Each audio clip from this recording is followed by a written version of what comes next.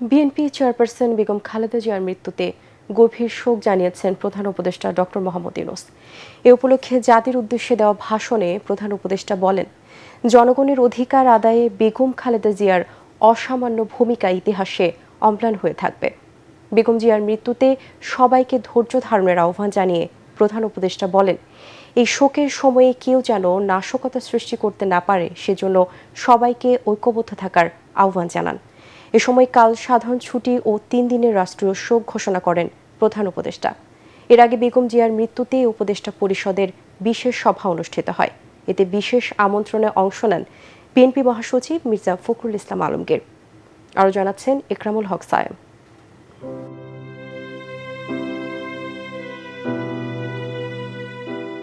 কালের আবর্তে সমাপ্তি হল দেশের গণতান্ত্রিক ও রাজনৈতিক আন্দোলনের গুরুত্বপূর্ণ এক অধ্যায়ের। শোক বেদনায় নিস্তব্ধ হল পুরো দেশ, গোটা জাতি। আপসী নেত্রী, সাবেক প্রধানমন্ত্রী ও বিএনপি চেয়ারপারসন বেগম খালেদা জিয়ার এই মৃত্যুতে গভীর শোক জানিয়ে জাতির উদ্দেশ্যে ভাষণ দেন প্রধান উপদেষ্টা ডক্টর মোহাম্মদ ইউনূস। বেগম খালেদা জিয়ার ইন্তেকালে আমরা গভীরভাবে শোকাহত ও মর্মাহত। তার মৃত্যুতে জাতি এক মহান অভিভাবককে হারিয়েছে।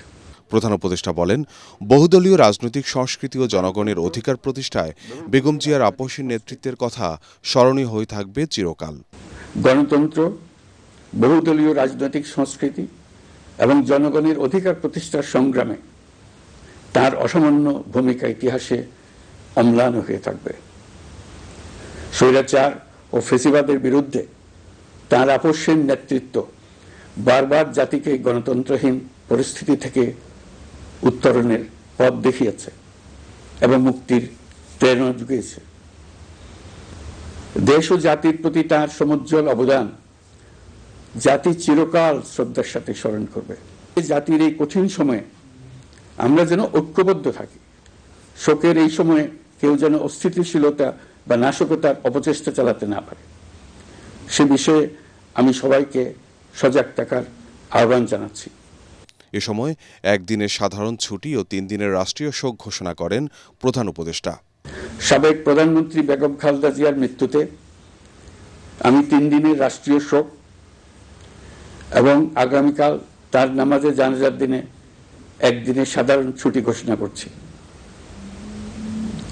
নামাজে জানাজা সহ সব ধরনের শোক পালনে শৃঙ্খলা বজায় রাখার জন্য আমি সবার প্রতি বিনীত আহ্বান জানাচ্ছি।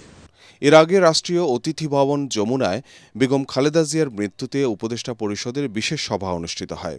এতে বিশেষ আমন্ত্রণে অংশ নেন বিএনপি মহাসচিব মির্জা ফখরুল ইসলাম আলমগীর। সভায় শোক প্রস্তাব পাঠ করা হয়। পরে আইন উপদেষ্টা আসিফ নজরুল জানান, বুধবার খালেদা জিয়ার জানাজা ও দাফন আয়োজনে নিরাপত্তা ব্যবস্থা সহ সব ধরনের ব্যবস্থা নিচ্ছে সরকার।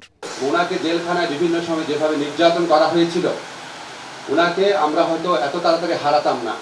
বেগম জিয়ার এই মৃত্যুর পিছনে ফ্যাসিস্ট যে প্রধানমন্ত্রী ছিলেন শেখ হাসিনা এবং ওনার যে সরকার আছে, অবশ্যই তার দায় রয়েছে।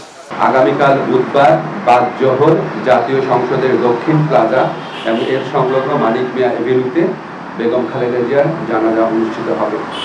জানাজার পর তাকে শহীদ রাষ্ট্রপতি, বীর মুক্তিযোদ্ধা রাষ্ট্রপতি জিয়াউর রহমানের পাশে দাফন করা হবে। বেগম জিয়ার দাফন এবং জানাজা সম্পর্কিত বিষয়ে সরকার সব ধরনের সহযোগিতা প্রদান করবে বলে জানিয়েছেন মাননীয় প্রধান উপদেষ্টা। বেগম খালেদা জিয়ার মৃত্যুতে বিদেশি দূতাবাসগুলোতে শোক বই খোলা হচ্ছে বলেও জানান আইন উপদেষ্টা। ইকরামুল হক সায়েম, এটিএন বাংলা, ঢাকা।